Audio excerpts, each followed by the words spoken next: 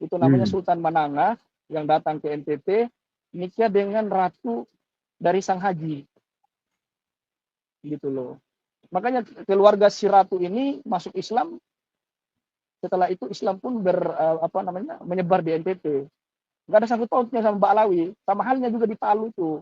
Itu orang ulama dari Minangkabau yang bernama Datuk Karamah mendakwai raja-raja di Palu masukkan Islam, sampai sekarang menyebar Islam itu.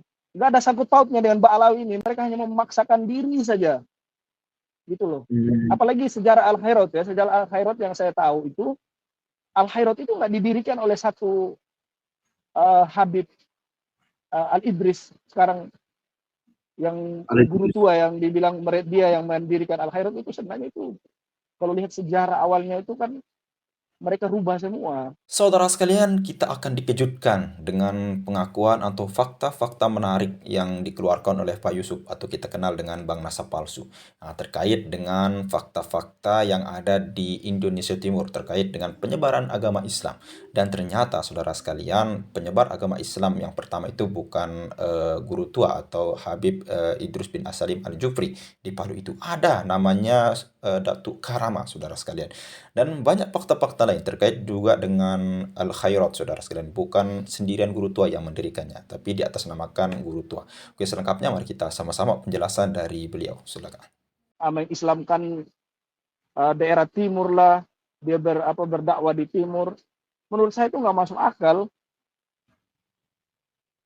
nggak masuk Gimana akal. itu? Apalagi kalau bagian timur, bagian Kupang, uh, Adonara, apa segala macam itu yang menyampaikan Islam malah nggak ada sama sekali dari keturunan Ba'alawi atau keturunan Arab lah secara umum. Yang menyampaikan Islam di bagian timur itu adalah ulama dari Palembang. Itu namanya Hmm. Sultan Mananga yang datang ke NTT nikah dengan ratu dari Sang Haji, gitu loh. Makanya keluarga si ratu ini masuk Islam. Setelah itu Islam pun menyebar di NTT. Nggak ada sangkut pautnya sama Ba'alawi. Sama halnya juga di Palu tuh. Itu orang ulama dari Minangkabau yang bernama Datuk Karamah mendakwai raja-raja di Palu masukkan Islam, sampai sekarang menyebar Islam itu. Nggak ada sangkut pautnya dengan Ba'alawi ini. Mereka hanya memaksakan diri saja. Gitu loh. Hmm. Apalagi sejarah Al-Khairot ya. Sejarah Al-Khairot yang saya tahu itu, Al-Khairot itu nggak didirikan oleh satu Habib Al-Idris sekarang, yang guru Alexis. tua yang dibilang dia yang mendirikan Al-Khairot. Itu sebenarnya itu kalau lihat sejarah awalnya itu kan mereka rubah semua. Wah, menarik itu. Iya, mereka rubah semua itu. Yakin saya kalau seandainya Serjawan di Palu itu jujur, nggak mungkin mereka mengatakan Al-Khairot didirikan oleh guru tua. Karena sejarah Hmm. Al-Khairot itu bukan hanya guru tua di dalamnya.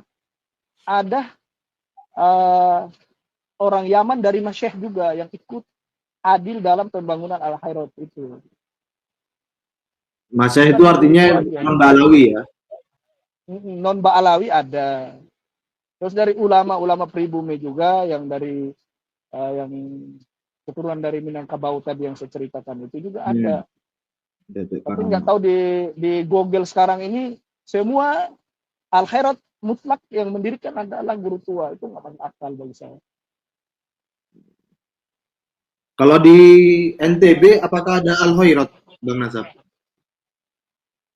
Kalau di NTB, wallah alam saya belum pernah dengar sih. Oh, belum pernah dengar ya. Tapi apakah Iya. ini karena saya kenalnya sama Bang Nasab ya, apakah di Indonesia Tengah atau Timur itu nama dan jasa guru tua itu terkenal begitu? Kalau di bagian timur, di Kupang, di daerah-daerah timur nggak ada. Pokoknya nggak ada Ba'alawi yang di sini yang maksudnya namanya itu seakan-akan dia yang paling berjuang, nggak ada. Malahan yang Hmm. terkenal di timur itu, teman-teman, yang terkenal di timur itu malahan tadi itu Sultan Mananga namanya. Orang dari Palembang, pribumi asli, datang berbisnis ke NTT, jatuh cinta dengan keturunan Raja Sang Haji, nikah dengan keturunan Sang Haji itu, maka si Raja Sang Haji pun ikut masuk Islam dan NTT pun sebagian NTT dari Solor segala macam itu masuk Islam. Tahu saya begitu. Baik. Ya. Baik. Jadi nggak ada sama sekali bilang bagian timur itu yang berjuang si guru tua, nggak ada. Coba datang ke timur bilang guru tua ini berjuang untuk Islam.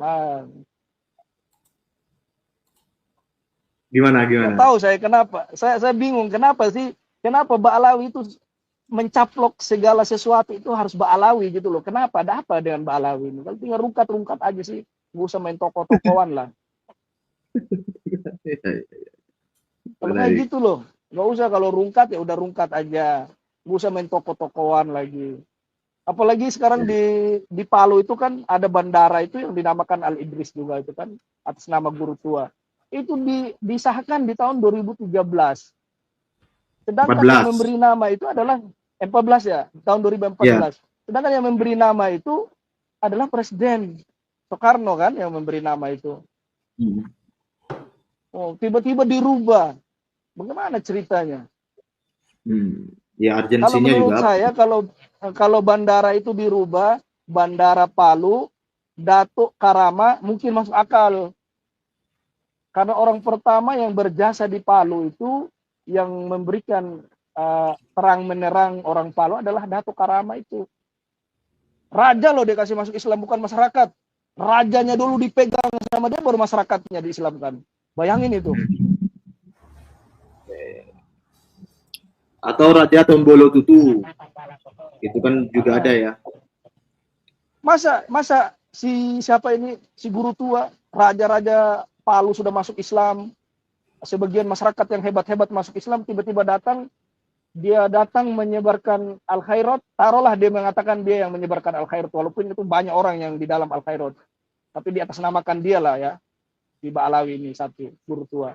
Pertanyaan saya, masa orang sudah jadi muslim semua, raja-raja di Palu, masyarakat-masyarakat hebatnya sudah jadi raja, ya jadi muslim semua, tiba-tiba yang jadi pahlawan, si guru tua, masuk akal nggak sih? Ya. Kalau menurut saya nggak masuk akal. Ini kalau sampai ada seperti ini di negeri kita, berarti kita termasuk orang yang durhaka terhadap pahlawan kita yang ada di Indonesia. Kita mengambil orang yang baru datang kemarin, kita lupakan orang-orang hebatnya kita di Indonesia. Jadi menurut saya itu nggak masuk akal. Jangan jadi orang yang durhaka lah, baru jadi wakil MPR, baru jadi gubernur saja, sudah sok-sokan melupakan jasa-jasanya pribumi yang mereka berjuang untuk Palu, untuk Indonesia Timur. Angkat manusia yang baru datang kemarin dari Hadramaut, lahir di Hadramaut lagi. Diakui dia punya status kewarganegaraan 2000 berapa? Baru tahun kemarin. Tahun kemarin diakui kewargaan Indonesia. Baru mau diangkat jadi pahlawan. Ini otak-otaknya kemana gitu loh, sehat nggak sih? Ya. Saya kalau nggak takut ini ditangkap, saya mau bilang monyet juga sebenarnya. Tapi saya nggak tahu orangnya loh ya. Ya. Baik, Bang Nasab. Jangan bilang orang loh ya. Nanti di framing lagi bilang guru tua saya manggil monyet. Saya nggak ngomong loh ya. Ya. Maksudnya kalau kita melupakan sejarah-sejarah kita, orang-orang yang berjasa di negeri kita, tiba-tiba orang baru ya, termasuk kita memang punya pemikiran monyet gitu aja, maksud saya begitu. Ya. Saya nggak mengatakan satu orang. Ya. Itu dari saya teman-teman, silakan dilanjut. Oke, saudara sekalian, itu ya tadi video singkat dari Pak Yusuf atau Bang Nasab Palsu. Nah, beliau merupakan orang yang salah satu berasal dari timur, dan beliau salah satu mungkin alumni daripada Yaman ya, atau mahasiswa, mungkin menjadi mahasiswa di Yaman sekarang. Nah, jadi banyak hal yang menarik karena beliau juga orang timur, dan ternyata dari apa yang disampaikan oleh beliau itu, saudara sekalian, yaitu orang yang pertama kali menyebarkan agama Islam atau orang yang paling berjasa atas perkembangan Islam di NTT secara umum, saudara sekalian, itu ada namanya Sultan Manangah. Nah, ini adalah orang dari Palembang yang asli ya pribumi untuk menyebarkan agama Islam di Indonesia Timur itu. Nah, lalu kemudian beliau menyampaikan juga tadi, saudara sekalian, kita ulang bersama ya, yaitu di Palu itu ternyata bukan Habib Idrus bin Salim Al-Jufri yang pertama kali menyebarkan agama Islam. Bahkan Habib Idrus bin Salim Al-Jufri, saudara sekalian, itu datang lalu kemudian mendirikan eh, ya mungkin mendirikan pendidikan ya, sebuah instansi pendidikan di Palu khususnya. Itu ketika raja-raja yang ada di Palu itu, saudara sekalian, itu sudah bisa kita bilang sudah masuk Islam semua. Itu berkat Datuk Karamah, saudara sekalian. Makanya Bang Nasab juga heran kenapa pemberian bandara yang ada di Palu itu tiba-tiba berubah pada tahun 2014 eh, menjadi Habib Idrus bin Salim Al-Jufri, bandara seperti itu. Padahal bandara itu pemberian namanya oleh dulu ya, pemberian namanya oleh Insinyur Soekarno, presiden pertama kita. Dan juga menarik apa yang disampaikan oleh Bang Nasab tadi, saudara sekalian, kenapa harus Mbak Alwi saja? Kenapa harus ngebat saja? Semua tokoh-tokoh harus Mbak Alwi. Nah, ini mungkin ada hal besar yang akan dicapai ya. Ya, kalau kita lihat mungkin seperti ya seperti di timur-timur lah. Tapi kalau kita lihat juga terkait dengan pendirian Al Khairat, ini pengakuan dari Bang Nasab ya. Mungkin nanti ada tanggapan dari video ini ya. Mungkin ada yang menanggapi dari pihak Al Khairat terkait dengan statement dari Bang Nasab ini juga. Kita belum tahu juga. Saya juga belum membaca secara utuh daripada sejarah Ponpes Al Khairat ini, saudara sekalian. Apakah Sis Al Jufri atau guru tua yang memang menjadi pencetus dari pendiri Al Khairat ini, apakah ada nama-nama lain sebagai penyokong ya atau pendukung daripada Sis Al Jufri untuk bisa kita bilang mendirikan Al Khairat, saudara sekalian. Kita belum tahu. Mungkin ada fakta-fakta menarik lagi, saudara sekalian, dan ya mungkin hanya ini ya yang bisa kita sampaikan. Sekali lagi, video ini saya buat bukan untuk menghina, bukan untuk merendahkan, tapi ini terkait dengan sejarah, saudara sekalian, karena yang namanya sejarah itu adalah sebuah ilmu pengetahuan yang harus kita jaga keasliannya, apakah dia benar-benar berpotensi berjasa di dalam suatu sejarah tersebut ataupun tidak.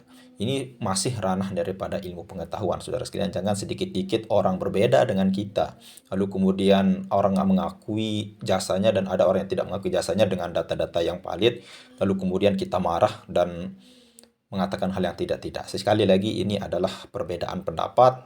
Ya, kalau kita lihat, tidak semua, bisa kita bilang ya, tidak semua orang mengakui daripada Insinyur Soekarno yang paling berjasa dari agama Islam ya, dari kemerdekaan Indonesia. Tidak semua mengakui. Ada orang-orang yang, contoh lainnya saja PKI, saudara sekalian. PKI ini ada segelintir orang pun yang mengatakan bahwa PKI itu difitnah, saudara sekalian. Ada orang seperti itu. Kita berbeda pendapat. Namun sekali lagi, ini adalah perbedaan pendapat, satu sejarah yang sudah lama terjadi dan perlu kita bahas bersama, tentunya melalui ilmu pengetahuan dan data-data sezaman yang valid, yang sah, yang kuat kita jadikan rujukan, saudara sekalian. Ya, mungkin hanya ini saja. Sekian, wassalamualaikum warahmatullahi wabarakatuh.